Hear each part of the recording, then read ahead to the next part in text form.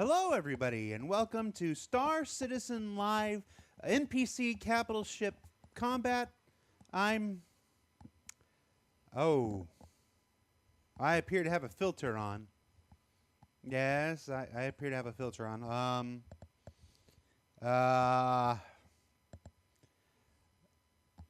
I'm prepared to move forward. I'm here. I'm not a cat. Okay. Oh, here we go. Hello, everybody. Welcome to Star Citizen Live. We already did the intro. Sorry. I really appreciate how the three of you just completely no-sold that.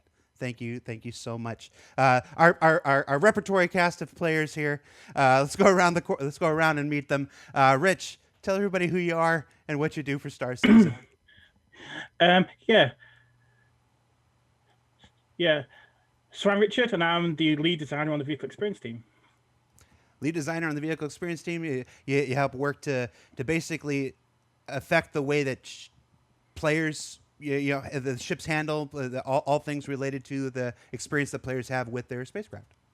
Yes. So basically, it's balance and feel, and just the way that things feel. Yeah, it's just the way that the player experiences the game and the ships. They're not tired. They're not tired of my antics, Jack. They're just used to it. Luke, who are you, and what do you do for Star Citizen? Hi, I'm Luke Presley. I am lead designer on Star Citizen Live. I always love saying that bit. It's been XenoThreat this time. That's why I'm on here this week. Whenever you say lead designer for Star Citizen Live, I always want to be like, this show? Yeah, exactly. This show? And Robbie, tell folks who you are and what you do for Star Citizen. Yeah, hi, I'm Robbie Elms, and I'm the senior designer on the AI feature team. All right, and the topic of today's show is NPC capital ship combat. Basically, in Alpha 3.12 and then in Alpha 3.12.1 that was just recently released, we added NPC-controlled capital ships in multiple places for the long-awaited conclusion to the Arlington Bounty mission, as the naval response to people getting a 5-star crime rating in certain areas, and then, of course, with the currently underway XenoThreat dynamic event, which is raging right now on Persistent Universe servers. If you haven't had a chance to drop in, be sure you do that before it ends. So we've got a number of different situations where players can now combat NPC capital ships, be they the IDRIS or the Javelin. So we thought we'd take this hour out of the end of our week and discuss all the things that made that possible, answer some questions that backers had about the experiences that they've already had, and just hang around, chat, enjoy our Friday. So we are taking, as we always do, questions live from the Twitch chat. So you can submit your question with the word question in capital letters surrounded by brackets. I do want to remind folks that the topic of this show is NPC capital ship combat. If your question is about player-owned or player-operated capital ships, these are not the folks who have the answers to those questions. So your show is in another show. And then, of course, we put a thread up earlier this week where we collected questions on Spectrum and then took the ones that were voted up most. So we're going to start on those while the live ones come in. First question, a perennial one for every time capital ships show up. Why no interiors? Who wants to tackle that one? I'll take that one. I have a little snippet here from John Crew that I'll read. But I just want to say, because they weren't integral. They're not integral to this mission, and we are currently working on the tech to dynamically stream in these interiors. And as you can imagine, the interior of a Javelin is going to hurt your frames. So, for that reason, if nothing else, we didn't include it. But there are other reasons. Obviously, it makes it harder for you to steal the ship, which is always important. It also doesn't spoil it. If someone gets in and walks around, they've kind of spoiled the surprise. Yeah, we've done limited tours over the years and whatever, but we have been cognizant to hold certain visuals and content back because we want people to experience that for themselves whenever these things do fully come online for players. All right, let's move on. What are the current loadouts for the 3 IDRISes and Javelin? Do the IDRISes differ, and are you happy with the loadouts as they are at present? Yeah. So basically, the 3 IDRISes are the same at the moment, but they obviously come with bespoke components because these are such large ships that they needed their own components and they've been tuned that way. I wouldn't say we're happy with the loadouts at the moment. They're still subject to change and balance changes. And we're basically looking at additions to the loadouts based on things we've identified during the combat. With XenoThreat, and just looking at how these ships are defending themselves. So there's a good possibility that they will change in the future. Yeah, I don't think it was important to have the IDRIS have different loadouts this time around because this is the first time we're proving they work, Yeah. right? So like let's do that first rather than getting back like conflicting things from QA who are saying this one's weak and this one's not, or like let's focus on being happy with one. Right, fair enough. That's my phone going, and it's too far away. I can't stop it. Let's see. How do capital ships decide what weapon to shoot at what target? Oh, yeah, I'll take this one.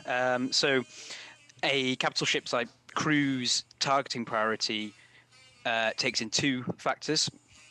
It's like the size and the potential threat of their opposing entity. So, for example, we know that the Smooth. No, I switched cameras. They couldn't see me running to turn my phone off. You weren't supposed to acknowledge. So yeah, for example, like the IDRIS railgun is a bit of a devastating piece of equipment, but it'd be like threading a needle trying to hit a small, nimble fighter like a Gladius or like even a Jean scout ship. So that's where we have the turret gunners take in consideration the smaller entities like fighters, but then they would prioritize a torpedo or a missile and focus their target towards that because that's actually a higher threat to damage me more than a smaller fighter. Is it possible for I've been watching folks, play these encounters for a couple weeks now, and is it possible to overwhelm the targeting? It seems like sometimes the targeting is like doing pretty good, and it's really rewarding to watch them, shoot down the torpedoes and everything. Yeah. And then other times it seems like there are enough people around and enough people doing crazy things, enough people doing, bombing runs or diving runs with their prospectors using the mining lasers. It's like that it seems like the AI might be flummoxed. Is that Yeah, that's the thing. Am I projecting, or is that a real thing? It's a real thing at the moment because we've not balanced every single potential threat. Like we're not taking a prospector into consideration at all for a big naval battle, but that's one thing we're working on. Yeah, no, I saw some very creative uses of the prospector going forward. It's like, and that's the stuff that's close to my heart. I'm gonna run a reclaimer racing league someday, so I really like seeing that kind of stuff. Here's a real popular question: is it supposed to be this easy to kill an IDRIS? How do you balance this when you don't know if it's fighting 10 players or 50 players? And take your time with this one, Rich. Yeah, so it has been really tricky balancing this because it isn't just the number of ships, it's the type of ships as well that people bring, and it's also the way they use their ships, the tactics they use, the timings they use. There's so many variables, and it comes down to how well they can defend themselves as well. So we did have a really good idea of the baseline strengths of these big ships, and we feel we've kind of hit roughly in the right place for the baseline strength, but we don't feel they're fully able to defend themselves yet. And there's lots of factors involved with that, but we are kind of working on this, and we're basically looking back at how players have attacked these big ships, and we're learning weaknesses that these ships have.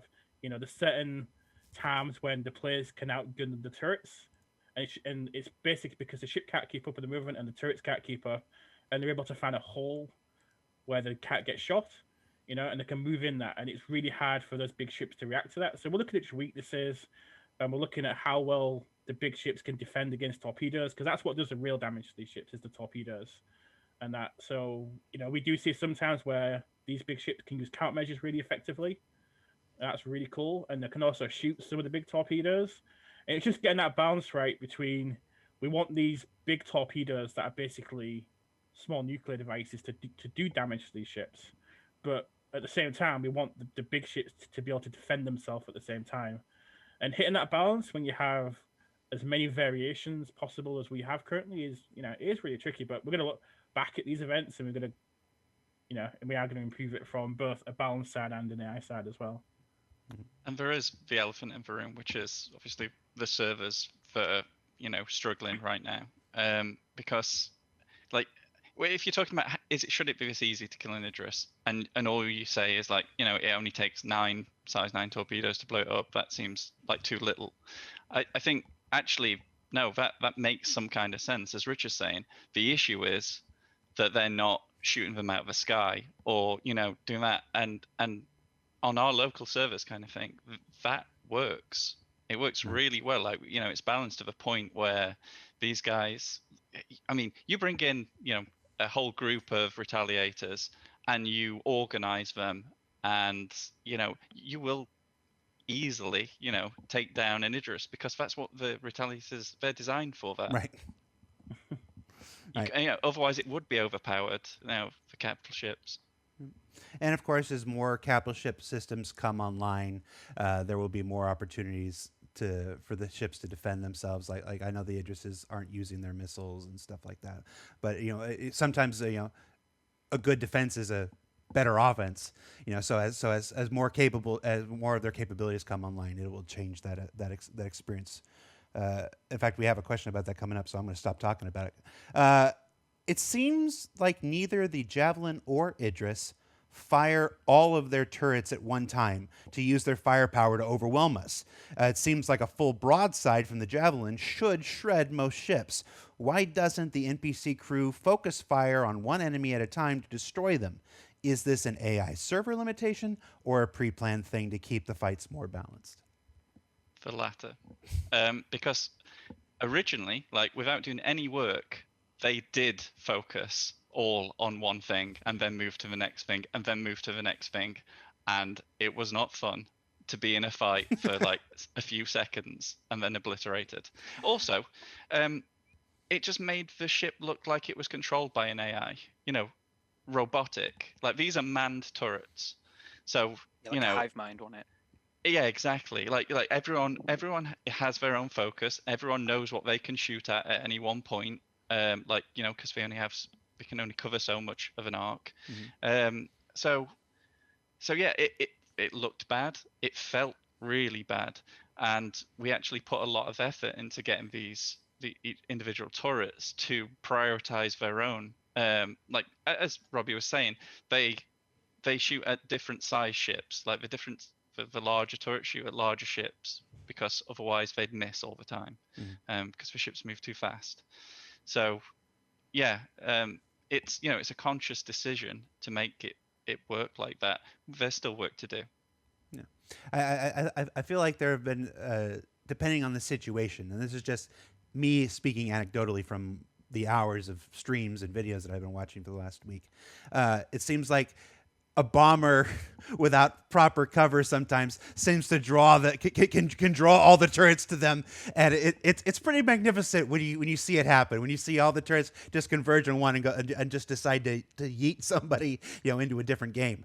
It's the same as a railgun. Like the railgun, it only chooses to shoot at certain things, because otherwise it would just miss all the time. So we had plenty of tests where people brought a hammerhead along, fully crewed, thought they were gonna own this thing, and just got one shot out of the sky. Yeah, it was incredible. That was me in one of the playtests. I happened to be in one of the playtests. That was John Crew. Yeah, it was basically playing as a team, and then it just pointed towards us. It missed the first time, and we thought we evaded it, but then it came back and it just one-shotted us, and we're like, oh. Yeah. Well, that's us dead. Yeah, I think it's, as Cookie Monster would say, it's a sometimes treat. It's when it can happen intermittently or something, and when it does happen, you players may want to ask themselves, who were you surrounded with? Were you trying to solo this thing, and you just gave it one target, or did you properly have the the correct screening and stuff like that? At present, do the XenoThreat fleet work together? with the capitals to focus on threats to the IDRIS first, such as on tail? Is like how much communication? We just said in the last meeting that sometimes they work individually. It's like that. How much do they work together as a fleet? At the moment, so I think they have a very base level fleet behavior in this mind of defender's target, and that target is their IDRIS essentially. So all the fighters and all their retinue will be there to just defend the IDRIS. But in the future, we're looking to expand on this with some actual awareness of a captain of a battle group, and they can like dictate orders to their retinue and go, okay, right, focus this target, and then you start to like all the fighters will pull over to harass the Javelin to take its eye away from the IDRIS and stuff like that. So we're working to further iterate group-defined behaviors rather than just a singular AI. I hear you. Let's see. Here's another very common question that came up in both the thread and the live chat quite a bit. Capital ships seem like they turn perhaps too fast for how big they are. They can sometimes seem like they're little more than just enormous fighters. Is this how we intend it to be? Yeah. So basically, there's definitely a bias at the moment to making these ships flyable by the AI systems before they get in the player's hands, and we've basically balanced it so that it feels right now. So it basically works in sync with how well the turrets work and how well the ship can aim. So we have probably compromised some of the AI kind of tuning for this. But that doesn't necessarily mean it'll be that way once it gets in the player's hands and once we've made improvements to the AI, and the ships can target better. So we've definitely compromised it a little bit. So the speeds will probably come down. And also we have some perception issues with some of the sync issues that we've had. It's probably fair to say that, there is times where it looks like it's moving probably quicker than what it is as well. But yeah, it's probably a bit of both. Okay.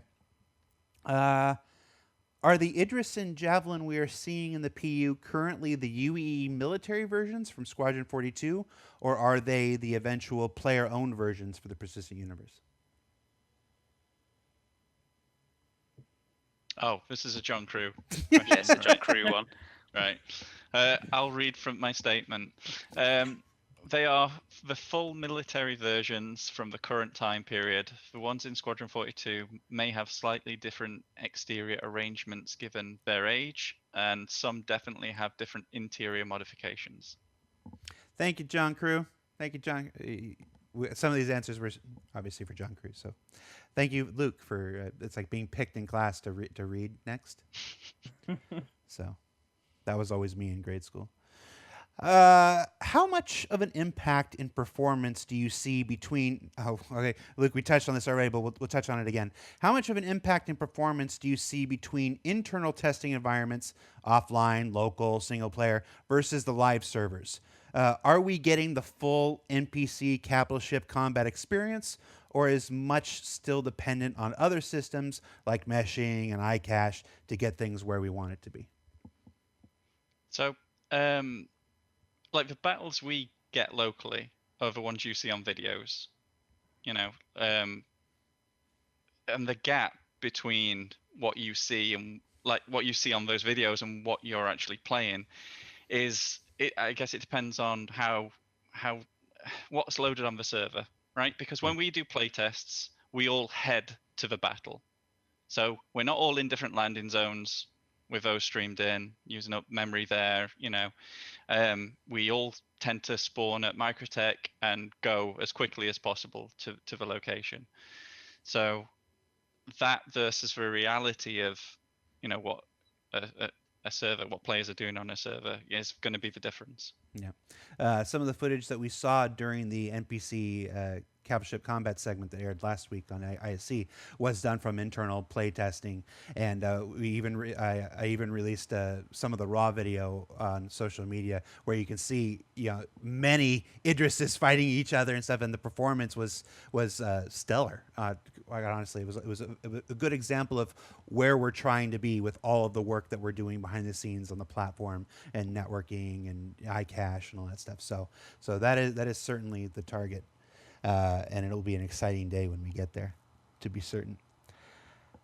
Following up on that, how do you account for known performance issues and desync when you're developing experiences like this? Do you balance and tune for the ideal experience that we're working on internally, or do you adjust for the current realities, knowing that you're going to have to adjust again later on? Yeah, that's a really good question. So we balance it really for like where we think it's going to be, so the ideal circumstances, and then we look at what's going right or wrong with that, and we'll make compromises along the way.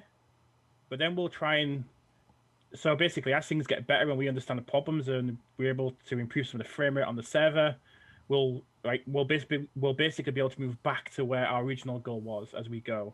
But there's always compromise with that, and as Luke said, it just kind of vary as well where people are on the server and stuff like that. So we've got lots of server, kind of things to deal with where it creates a lot of variance in the testing, and that does make the balance tricky, because it does make it hard sometimes to understand where the balance currently is. But we're always aiming for where it should be, and then we kind of bring it back to make sure it's delivering the best experience at that time. Yeah. This next question is I think this is a John Crew question. While fighting the IDRIS, there are many support ships helping it. They can sometimes have very strange behavior. They don't say what the strange behavior is, but I've seen some of it. Is it normal that these support ships are able to change direction randomly and start spinning around? I think we probably know the answer to that. I could jump on this one, but yeah, it's definitely not normal. I've got the quote from John here. No. Yeah, but it's certainly a bug we're looking into from the AI side as well. So Death Blossom is not a feature of NPC AI, right? No, we don't have ults yet. Consider it, though. Consider it. My last Starfighter show. Is the current intelligence of the NPC crew where we want it to be? Yep, I'll take this one. So, yep, not at the moment, but what we've got now is a great foundation to build upon. And as we're going at the moment, we want to expand further on the multi-crew, and especially the bridge roles, as this is both in PU Live and in Squadron 42.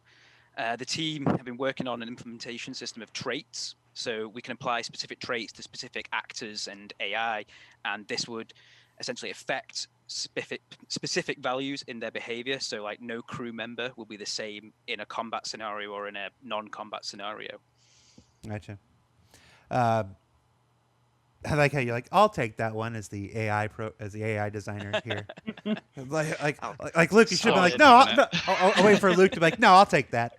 I'll take that. I'm an AI designer. This question was actually one I inserted in, if we're being completely honest. How do you account for collisions in developing capital ship gameplay? Should we be able to push ships around like we do? And should ramming be an effective topic? Or a tactic, rather? So there's nothing we can do to stop players from flying where they want to go. And if there's a ship in the way, there's nothing we can do to stop that from happening. But we can improve what happens when that collision occurs, and it's how the physics distribute the damage. So that'll come with improved damage modeling, and also the way that servers resolve collisions like that, because these are massive ships colliding with each other, and it's a lot of force, which it's massive. So there's a lot to calculate when that happens. So there's nothing we could do to stop it, but we will be improving the collisions, and also what happens to you when you do it. So if you choose to ram, it's basically what happens to you as well. Right. So. I have expected to see like Test Squadron with a flock of Auroras trying to push, trying to push Idris's, along the way. We saw some things like that during Fleet Week. As a follow-up, should capital ship AI ever leverage ramming tactics of their own? Could there be a situation where an Idris pilot or a Javelin pilot just decides to take out as many people as they can when they know they're going down? Definitely, that's the thing. With some like the trait stuff I hinted on earlier, you might have a reckless pilot, and they go, "Okay, right, I'm a sitting duck, I'm going to die, so I might as well go out in a blaze of glory." I wish to see that NPC AI. Let's see. Let's look through the live chat here. Are there any plans to provide more capital ship gameplay or missions in the PU outside of the larger events? Yes, yeah. Nothing I can go into, but I would say that destroying capital ships will not be commonplace in missions, like the kind of missions you do over and over. But like them appearing in the mission, support, or in distress, those kind of things. Yeah, I think you'll be seeing more of those. Okay. Let's see. What is the range on size 7 weapons, on the size 7 weapons of the Javelin? And why do they not seem to fire as much compared to the size 4 weapons that are on top of them? Yeah, sure. So it basically comes down to the speed at which they basically move. So we've got the size 4s on top and the size 7 at the bottom, and the size 4s move much quicker, so they can track targets much easier. So they're choosing to fire at that point. It's more difficult for the size 7s to do that. So that's kind of why you're seeing the size 7s probably not fire as much, but that's something we are working on with the AI as well, to be more selective about what they target and when they fire. So, in the future, they will be firing more at the targets that those weapons are specifically aimed to fire at as well. So the size 4 are more defense against light fighters, whereas the size 7s are more defense against larger ships. So it's a case of picking those right ships. That's something we don't quite have right yet. I know. Interesting question from the live chat. Are the NPC capital ships scaled down, or are they the actual size? I don't know why this. Did we select all and scale to 75? I guess that's what they're asking. Definitely the right size. No, we didn't create special ships at reduced scale for the event. Nope. Okay. Maybe there's some conspiracy theory I wasn't aware of, but Tyler sent it on. So,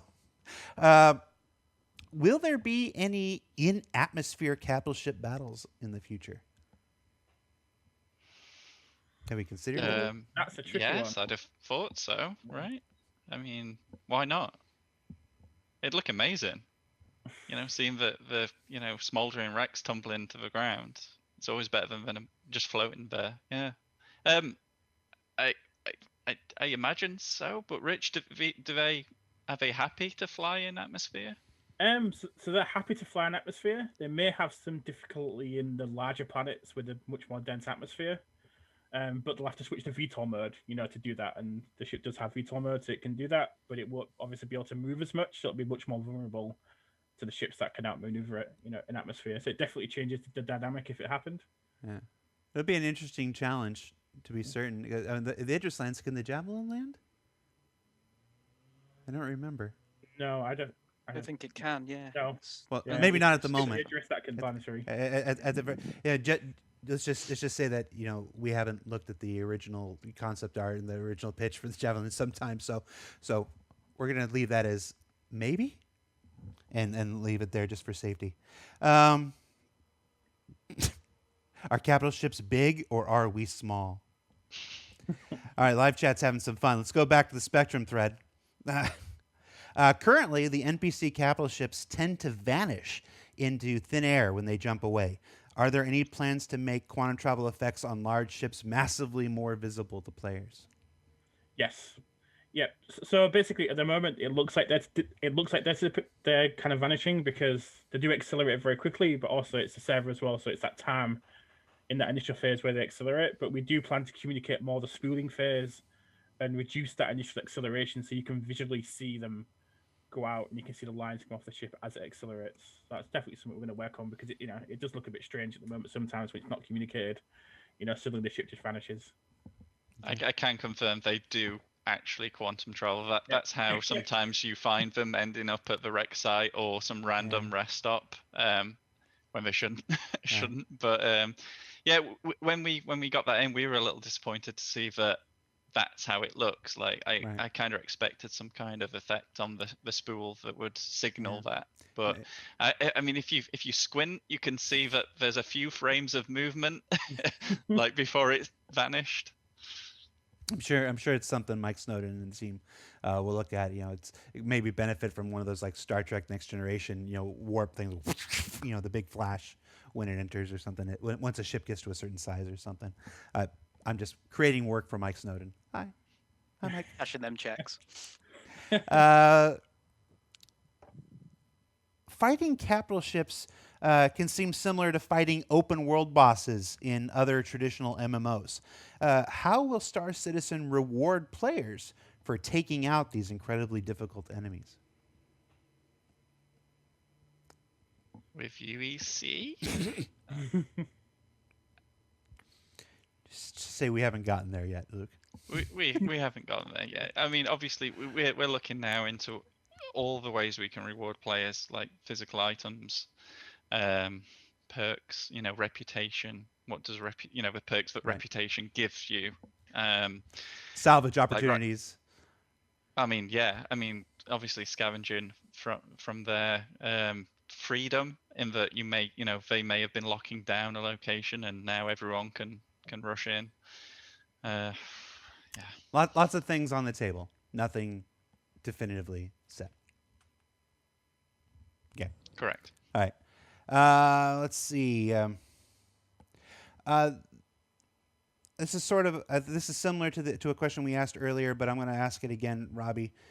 Does the NPC AI work together as a fleet, or are they all essentially solo fighters that just happen to be around each other? So yeah, we did touch on it a little bit earlier, but they are not solo fighters. They are part of the fleet, but they've got a very base behavior just to defend their capital ship, essentially. But that's something we're working on in the future. Okay.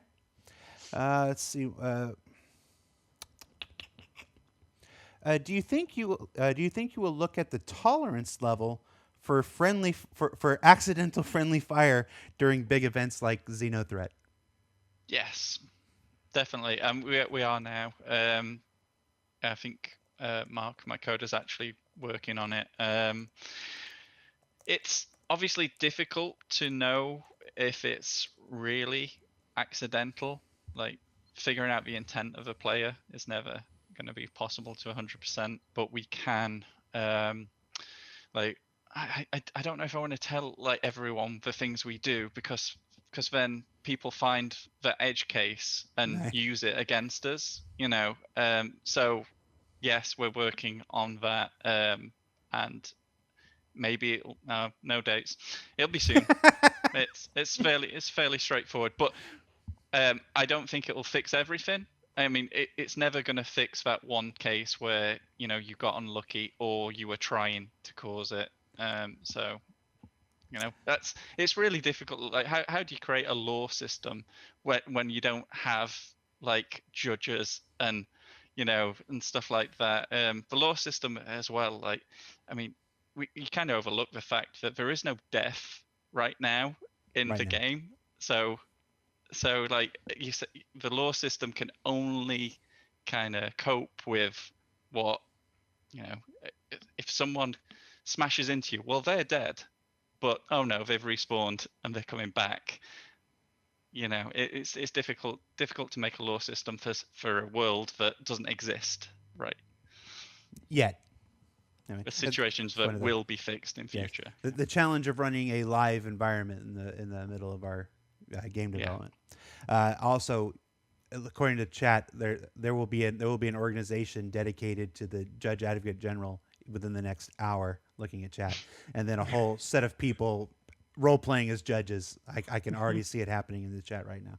So, I am the law. There's a bunch of young people who have no idea what I just did.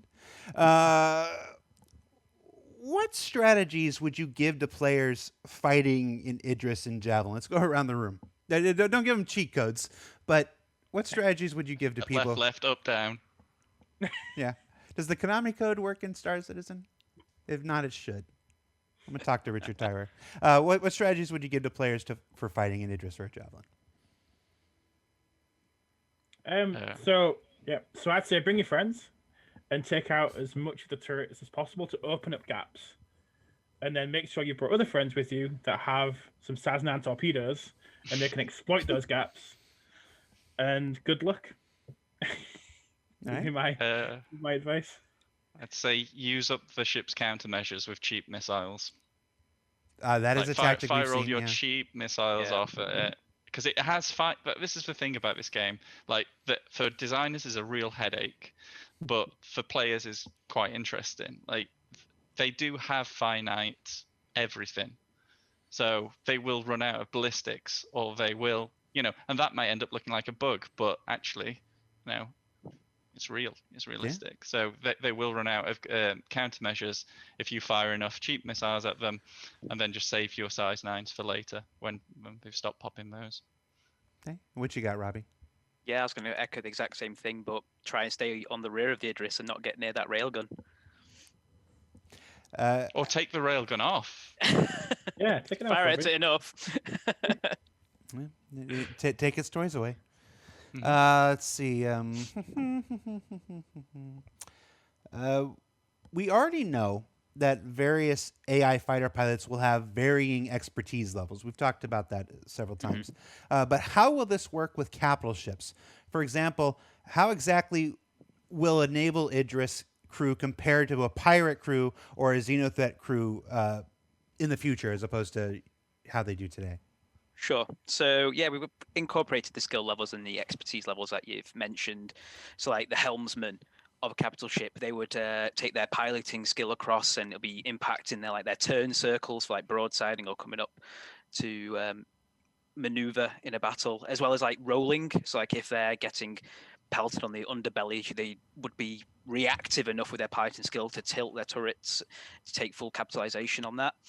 But also, like as you say, from a navy and a pirate faction, you could go, oh right, one's military trained, one isn't, and therefore like maybe their turret gunners have better trigger discipline. On the military side, they'll know when to shoot and work as a unit. Go, okay, starboard side are going to focus this thing here, all turrets on that, whereas a pirate like fleet, they'll just be all gung ho, oh there's a guy over there, and they won't work together, just go for maximum kaboom for their own little personal gain and glory.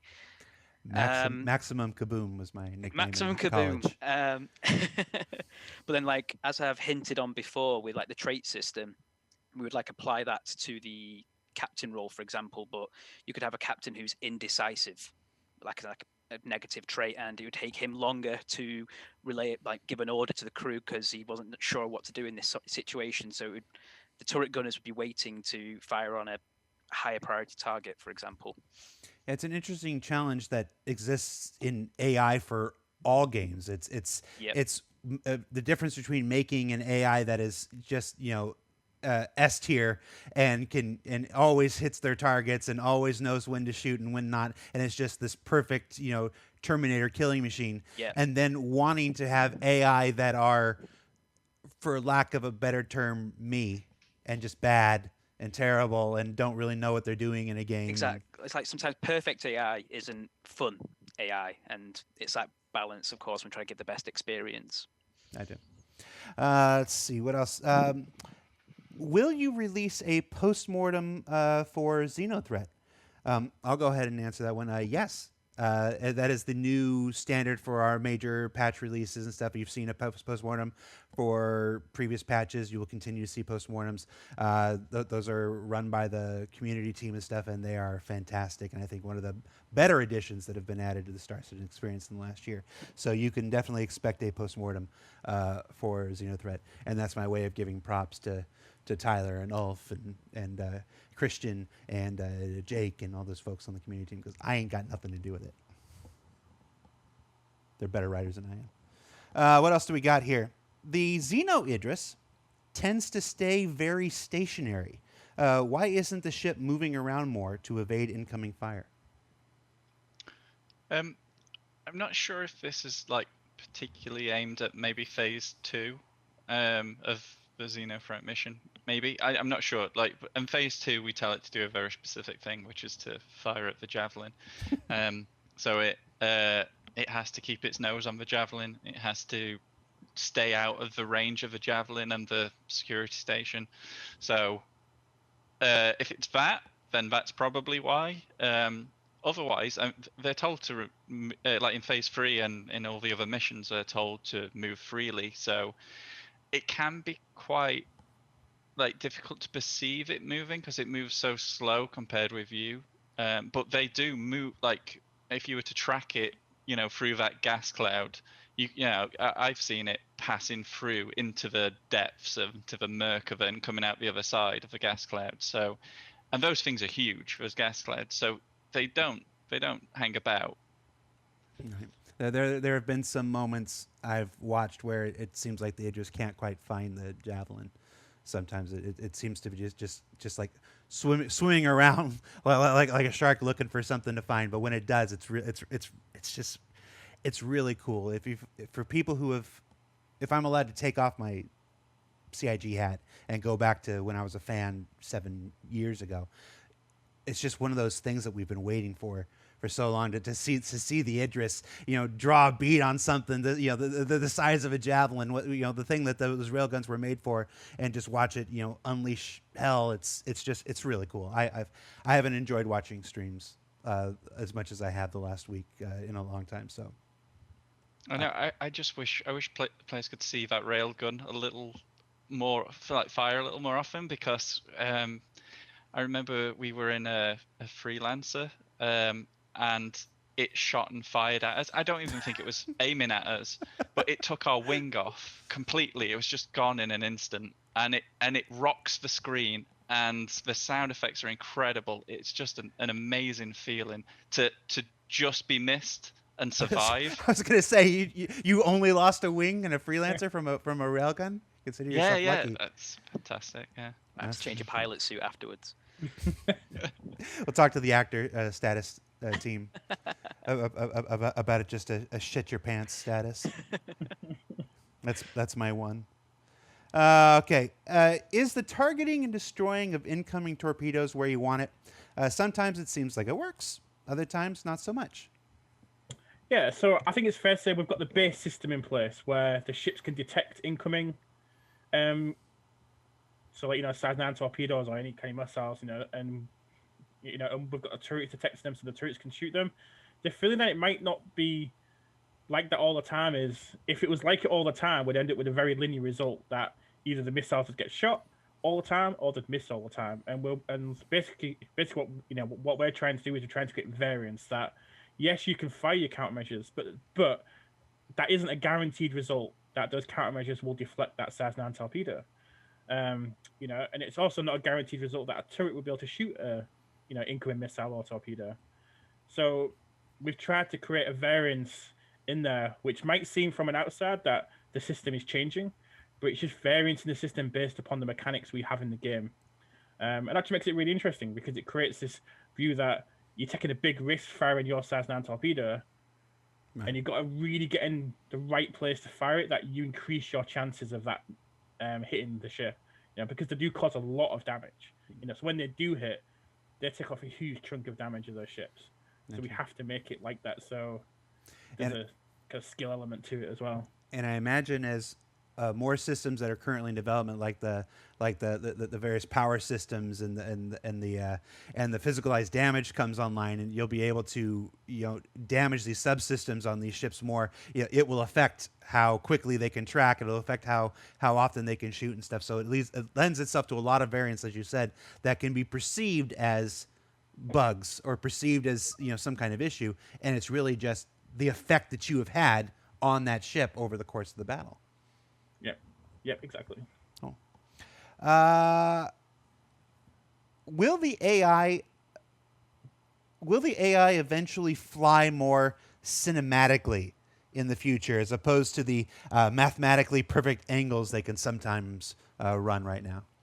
Yeah, definitely. Because this is something like something that we want to improve upon, as it's a huge balancing act between realism and cinematic flair, and we see this a lot at Star Citizen Live and in Squadron 42. And like I was saying earlier, perfect angles and turns and whatnot, perfect AI isn't always the most fun AI. Was this for XenoThreat, when XenoThreat came out, we reduced the player cap to 40 players on the servers. Is this a permanent thing, or is this just for the event? I don't know. It's just for the event. It's just for the event. It's just for the event. The question was it then, Jerry?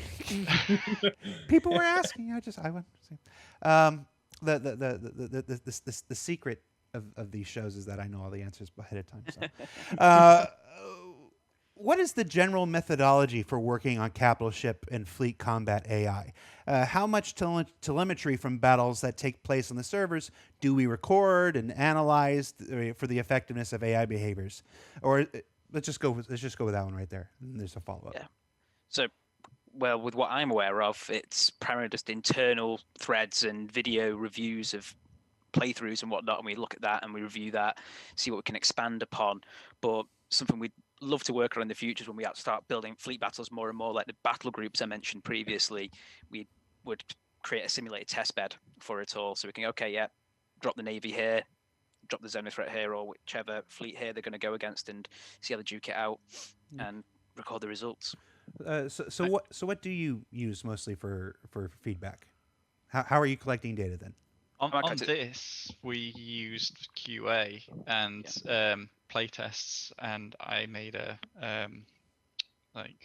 series of a questionnaire, and kind of watch the videos back. We spotted the elements that were causing frustration, or they didn't score well on the questionnaire, and so many times we went back and forth between the IDRIS is too easy, the IDRIS is too difficult, the IDRIS is too easy, because what we'd be doing is identifying that, okay, why is it too difficult?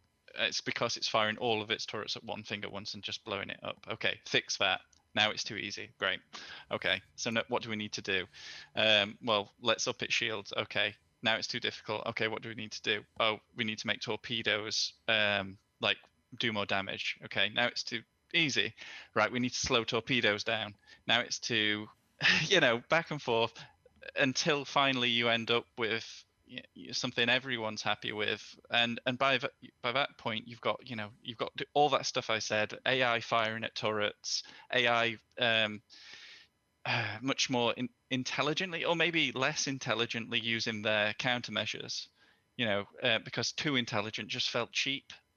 If every time I fire a size 9 it just fires off its countermeasures, it's really frustrating. So that's why we were saying, fire a small missile, make it fire its countermeasures. It has a little bit of a cooldown before you can sneak in a size 9 missiles while those flares are dying down, but before it'll fire another one. And that's just, it was just satisfying that way. Otherwise it's frustrating. And I know, besides the internal QA and stuff, I know that you're a prolific, maybe not prolific, but you're a continual watcher of streams and stuff like that. I've seen you in various Twitch streams, watching, how these events, actually play out, in the players' hands. After Prisons came out, it seemed like every stream I went to, there was Luke Presley, watching and getting that raw feedback directly from our players. And if you didn't see me, I was lurking. Yeah. All right. We slowed torpedoes down a bit and left countermeasures effective against them. Are we happy with the current performance of either system? So it's definitely something we tried with XenoThreat. So we made quite a wide-ranging tweak to the weapons on those ships to basically it's slow and powerful. And so with these big ships, you have these kind of slower projectiles, but they're much more powerful. So it creates that variance, as I said earlier, where sometimes they can be effective against countermeasures and sometimes they're not. And it's up to us to understand this. And as kind of earlier, is we look at the results of this and go, actually, if a person fired 20, size 9s at this ship, how effective would those 20 be? Is it split 50-50 down the middle consistently? Does it vary between 5 and 15? And we're looking at all these things to make sure that it's working as we, intend it to be. But we are happy with the overall system, but it does need improvements on the balance side and just how the different systems come together to actually countermeasure against these, size 9 torpedoes, and also how you can intercept them as well, because that's been an important part. Is the fact we slowed them down means people can intercept, and we have seen various things where people have grabbed these torpedoes. As well, so there's been lots of interesting gameplay coming from that. So basically, you're just blaming the active feature team then? No, I'm just kidding. I'm just trying to cause shit. That was my second one. No longer PG-13. Yeah, I just used up Richard's one swear. He doesn't get one this show. I still got mine. Yeah, you still got yours. Excellent. Do you all take any inspiration from capital ship battles in movies or TV shows or whatever, comic books to figure out what's cool? Like, where do you get your inspirations from, I guess? That's a good one. So so definitely, I think we're all kind of like really, because I'm into sci-fi massively, so I watch all the latest TV shows and all the films and stuff, and we definitely take inspiration from the feelings that each show generates and each film generates, because each one does it in slightly different ways that creates it unique to that particular TV series or unique to that particular film. And it comes from the VFX, it comes from the audio, So we do take influence, but we also try and create our own identity within that, So yeah, I spend a lot of my spare time, especially now we're locked down, just watching TV shows, basically, and movies. I know. Anybody else? Yeah, I was going to say binging Battlestar and Expanse, essentially. Yes, exactly, those two. Like, and one thing that like you take away from that as well, like the Expanse, right? It doesn't have fighters.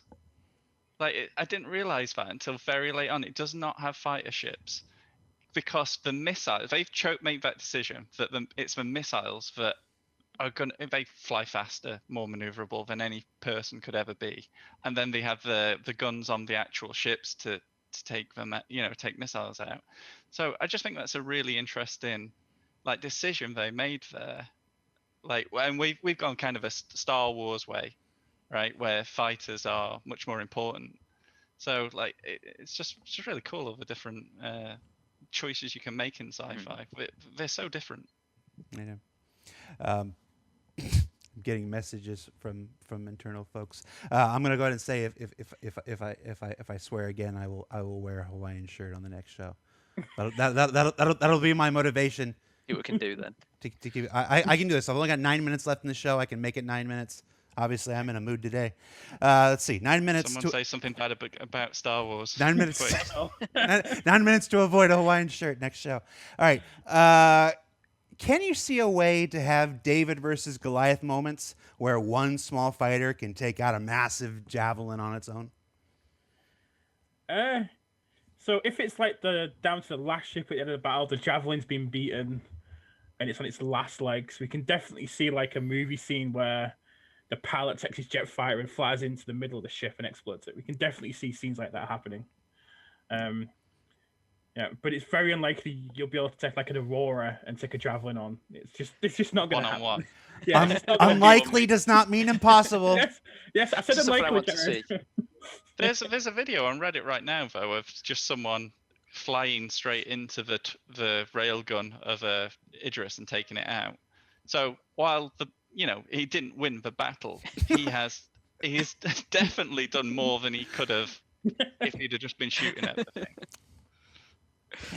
All right, so we're wrapping up here. We're in our end game. Let's see if we can get some questions more geared towards the future stuff here.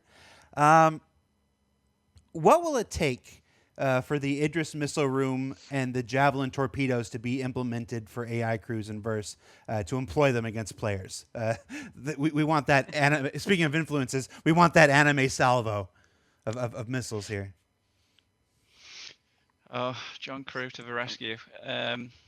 So capital ships using their missiles and torpedoes is one of the next improvements we want to make for capital ships, alongside using missile-based turrets to defend against more agile close-in ships. Thank you, John. I hope that Crew. made sense, because those were just words to me. It's like I can hear your voice and see your face, but it was like John Crew just speaking right through you. Here's a big philosophical one. What's going to prevent capital ships from eventually just dominating all of ship combat? It comes down to balance, right? So it basically comes down to we want these ships to be feared. We want these are massive ships with massive artillery, massive access to weapons. But it comes down to the balance. It comes down to the other ships in the game, So and basically, as Luke said earlier, we've got the Eclipse, we've got the Retaliator, and these ships are designed to bring down those ships. And it's how we strike the right balance down between this big ship and these other kind of smaller ships, but with much more powerful weapons. And it's just how those things come together will define how dominant the capital ships are in the game. Yeah, and they're expensive, and they take a long time to get back and repair. So if you think you've got carte blanche to just roam around being a bully, or you think you're going to take out every pirate, you're not, because like there are systems in place that will prevent that too. If you start becoming like too famous or too infamous, then we can create systems that send bounty hunters after you. I'm sure there will be players out there, player bounty hunters, player assassins, whose sole role is to take out capital ships. So and the stations are going to have I'm sure we'll see station mounted railguns and stuff like that in the future. You won't just be able to waltz in anywhere and just because you've got a big ship, right? I'm getting messages. Billy D. Williams sucks. I always hated him in Star Trek. Somebody's trying to get me to swear on camera. Somebody who really likes Hawaiian shirts.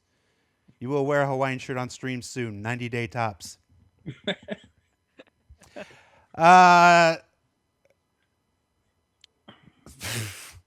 Based on what you guys have seen so far and the feedback you have received from the event, are there any changes you guys already plan to make that you can talk about? So from a vehicle experience kind of side of things, we're looking at the effectiveness of the weapon changes we made for the big ships and how we can move that down between all the other ships. So as I said, slow but more powerful, and how we move those kind of balance numbers down throughout the whole ship range and weapon range. So that's been something we've learned because because we're generally really happy with how these big slow weapons feel, from a balance side, from a visual effects side, from an audio side. When that SAS-9 Javelin turret fires, it sounds amazing. So it's basically bringing that down to the other ships and the other weapons in the game. That's kind of where we're moving forward with that now. Gotcha. Yeah, and we've learned obviously a lot on the mission side. Always room for improvement, but lots of positives. I'd say we have already talked about the edge cases of the law. One of the other things was kind of splash damage, causing splash damage on targeted missiles should not cause friendly fire, as it were. It should not cause crimes to happen.